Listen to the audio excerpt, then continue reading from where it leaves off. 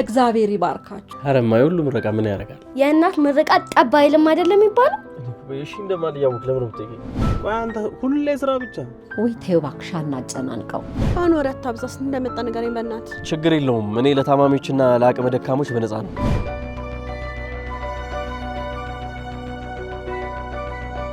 እኔ ባድግም ምንም እንደ ትንሽ አድርጎ ነው የሚቆርጥ። ፈጣሪ የሰጠን ነገር ደግሞ ለበጎ ነው ብንጠቀምበት ምን ነው ችግሩ? በጣም ደስ የሚልሽ ነው። ምሳ ጋብዘሽ ይቅርታ ጠይቅ።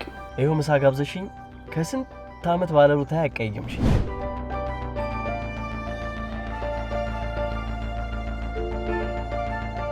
ባንተና በርብቃ መሀል ግንኙነት አለ እንዴ? ምን? ይሄንን ለማመን ይከብዳል።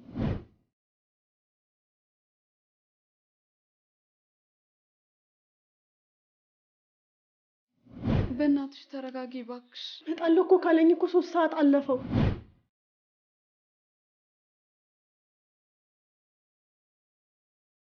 ሕግ ባለበት ሀገር ልጄን አጣሁ። አንድ አይኔን አጣሁኝ።